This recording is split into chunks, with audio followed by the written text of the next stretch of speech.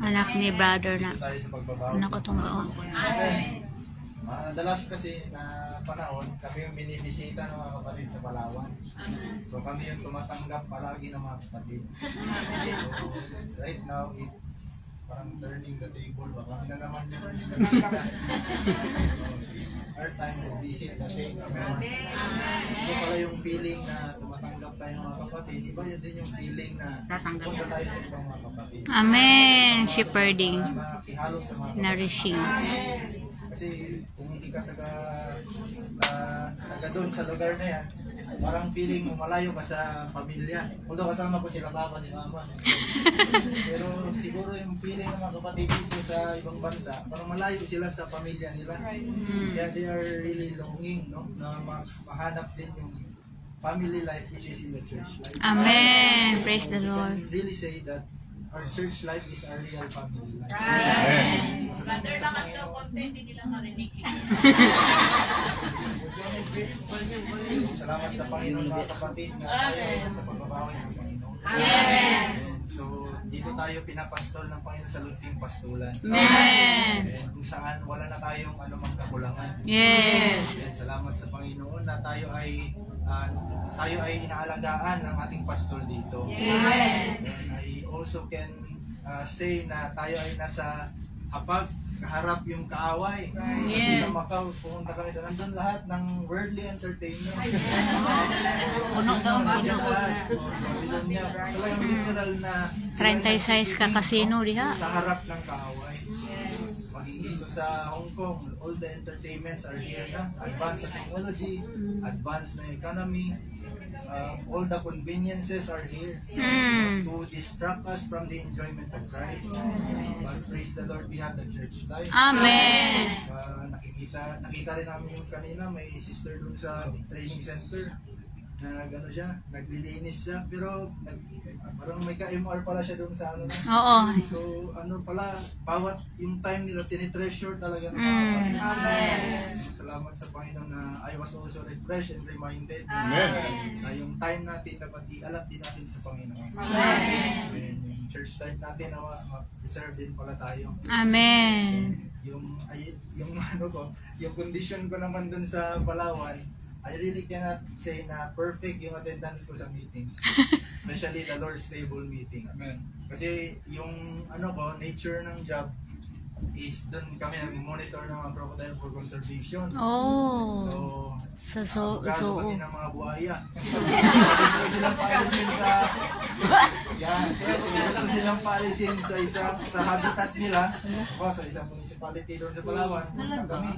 Wag niyo yan alisin dyan. Kaya dapat may ma-meet niyo yung 5 criteria. Hala. Tapos i-educate namin yung mga tao na ganito, ganyan.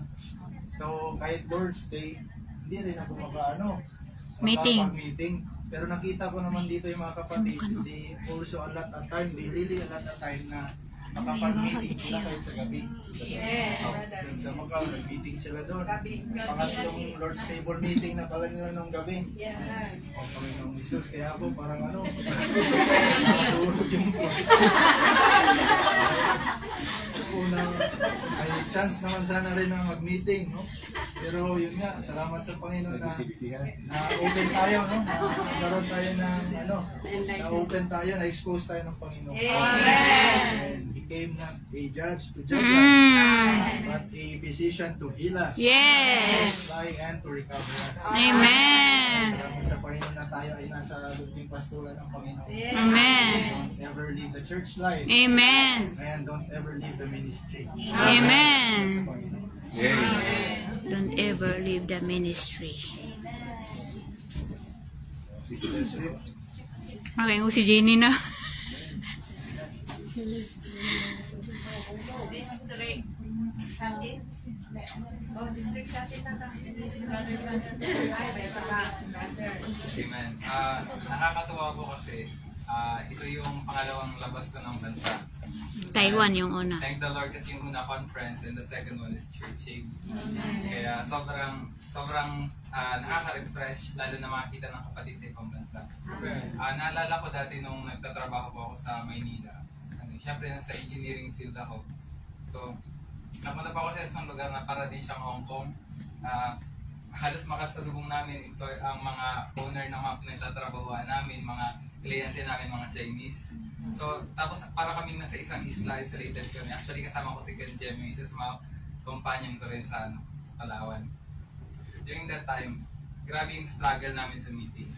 Noong una, ang ginagawa ko, Saturday, kailangan sabi ko makapag-half day lang ako para makapag-join ako ng propagation ng Saturday afternoon. Kasi sabi ko, hiningi ko talaga sa Panginoon na Lord, magtatrabaho ako para mapunan ko yung pangailangan ko nang sa gayon, maka-join ako sa gawain mo. Hanggang sa naramdaman ko na mahirap pala magpakita ng gilas sa trabaho.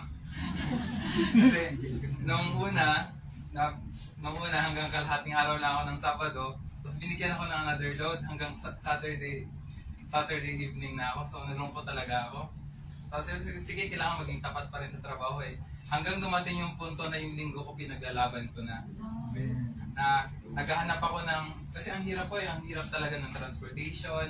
Kasi hindi man ganun kalakihan yung sahod ko.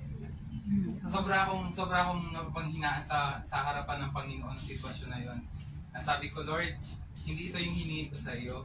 Sabi ko, ma-supply ko lang, ma-sustain ko lang yung pangailangan ko, pangailangan ng pamilya ko, at makapaglingkod pa rin ako sa iyo. Kaya sa each time na naghanap talaga ako, nagpatulong sa mga trainer namin na baka may malapit na locality. Until nakahanap ako ng locality na kung saan nakakapag-church life na ako. Isang araw lang yun. Kaya sobrang, yung i-day off ko sana, yun pa yung pinakamasayang mga araw sa buong linggo ko, yung linggo ko. Kasi yun yung time na nakikita ko yung mga kapatid, nakapagsalita ako ng Tagalog. Kasi puro Chinese halos eh. Tapos, nakakapagbuhay eklesiya ako. Kaya parang naintindihan ko yung sitwasyon ng mga kapatid dito na kasi may narinig ako na sa Sabado lang sila pwede, Linggo lang sila pwede. Ito yung buhay ko dati. Tapos there was a time po na yung trainer namin sa Malabon, in-invite kami to join the may video viewing po sila ng mga, hindi ko pa alam kung saang locality yun. Baka Hong Kong ngayon eh. Hindi ko alam, perfect, working once po siya conference. Tapos ang hindi ko po makalimutan doon, ang sabi ng kapatid, yung pinaka-the best time na maibigay natin sa Panginoon ay yung mga panahon na meron, yung kaya lang talaga natin ibigay sa Kanya. Sabi niya, before parang minsan naiingit po tayo sa mga full-timer, di ba? Parang buong buhay nila, full-time sila mapaglingkod sa Panginoon. Yes. Tapos tayong mga magtatrabaho, minsan 3 oras, 4 na oras na bibigyan natin sa Panginoon. Sa isang linggo, limitado pa tayo sa isang araw. Pero sabi niya, pag binigay mo pa yan, limitadong oras mo sa Panginoon, that's the very best time na ibinigay mo sa Kanya. Taas, may. Taas ako na may, taas mo na may. Itaas ko na may, bisa na katas amay. Sa share ng wife ko mamaya. Kasi before coming here, we had a short fellowship sa nag-aalaga din sa aming coworkers sa Taas ka Pampanga. kayo. Na sobra kaming na-excite Mabitang kay ka mga man na. kapatid. Kasi Mabitang ka yung man. buhay daw dito sa Hong Kong, kasi kung titignan namin, yung mga tao dito, hindi ka pwedeng humarang Hindi sa na daan eh. makatuklog. Sisipugin ka talaga kasi nagmamadali. Ilang beses na ako nasigawan at nasipog. Tapos parang galit, normal naman daw pa pala, di ba? Parang galit naman. Natakot ako kasi parang kailangan dito tayo. Kasi hindi ko talaga sila. Hinahabol talaga nila yung oras. Sabi ko, sabihin yung mga kapatid dito, kung ganun sila, paano na lang din yung mga kapatid dito?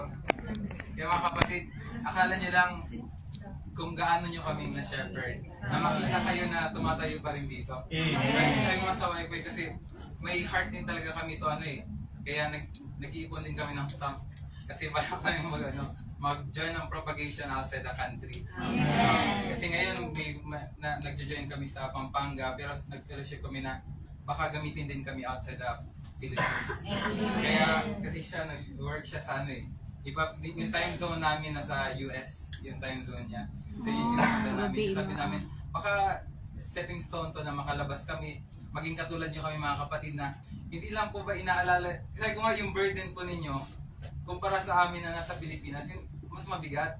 Kasi isipin mo lang yung kapakanan ng pamilya mo, it's one thing. Iisipin mo yung kapakanan ng eklesiya dito, it's another thing. Kaya sobrang sobrang natitreasure ko yung mga ganitong pagkakataon na makasama namin. At last na po to. Nakaka-shepherd ko yung yung sinabi nung brother sa, actually message 1 to message 3 pa lang kami sa Pampanga. Pero yung message message 1, na-enjoy ko doon yung the Lord as a physician. Hindi siya dumating bilang judge. Minsan parang feel natin na, Lord, parang hindi na ako tapat. Pero tandaan po natin, bilang liwanag, ma-approach natin siya. At dadalhin niya tayo sa karanasan na maging doktor natin siya. I-judge man tayo ng mga kapatid na, bakit ang kapatid di na nagmi-meeting? Pero yung Panginoon hindi. Kaya sabi niya doon, may mga panahon na nasa ilalim talaga tayo, nasa valley of Baca talaga tayo. Pero yung mga panahon na yan, sobrang tamis, kaya niyang i-turn into sweetness. Kasi may rod and staff siya. Kung saan, minsan feeling natin nawawala tayo, pero si Lord nandyan lang to protect and guide us. Kaya mga kapatid, matamis talaga yung buhay eklesiya. Tayo ay nagtatamasa sa Panginoon. Kaya magpatuloy po kayo, magpapatuloy din kami.